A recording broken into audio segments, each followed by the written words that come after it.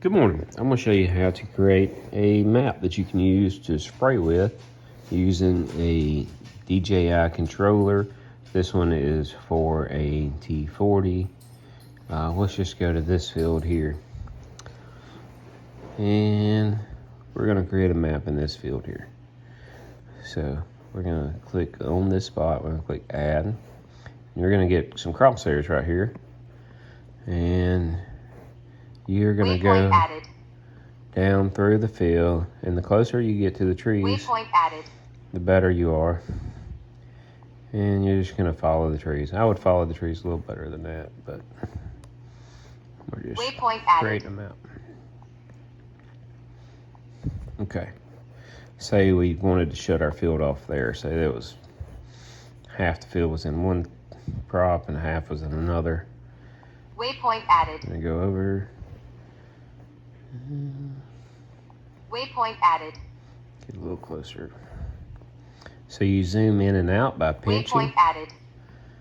By pinching the map with your fingers. Waypoint added. And the drone would get close enough to Waypoint added.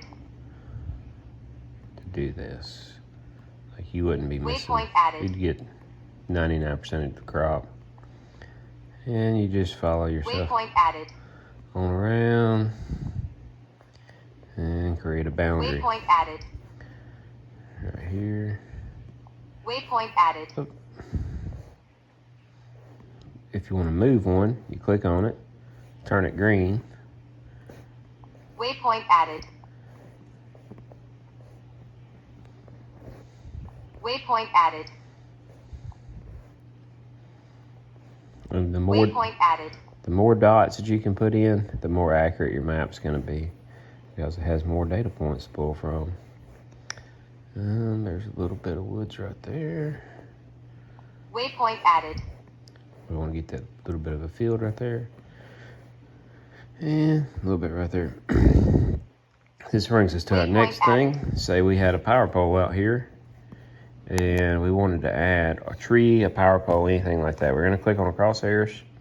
We're going to click on, you can create an obstacle by clicking on, like if it's not a circle, say it was a clump of trees, we can Obstacle point added.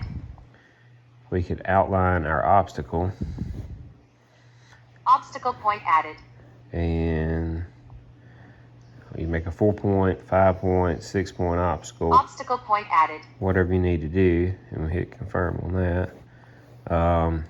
And we would have that field, right? So if we wanted to make a round obstacle, say it was a power pole, okay, we click on the round one, we click add, and then it's going to give you 2 red dots right there. If you want to make it bigger, you click on the green dot and you expand it out, and it gives you your diameter up there in feet. And then we can actually create a non-spray area.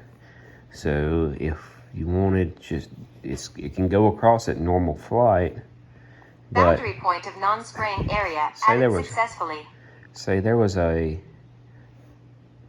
boundary point of non-spraying area added successfully. A parking lot that we didn't want to spray, or a well or something like that, but the drone could fly over it, but we just didn't want to spray it. Okay, we would, let's name our field.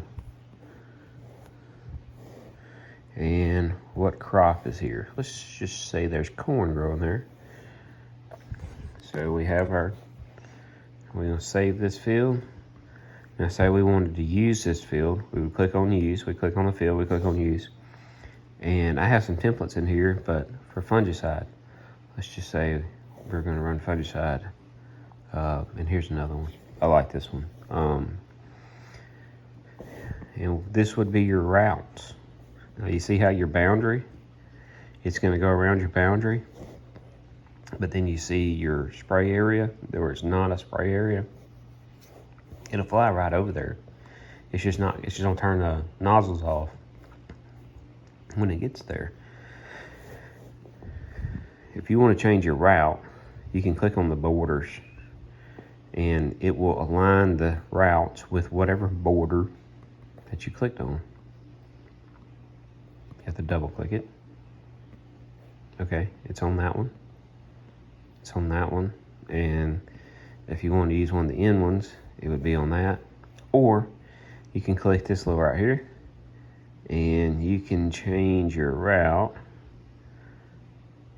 to any degree that you want it based on the wind conditions or whatever you see.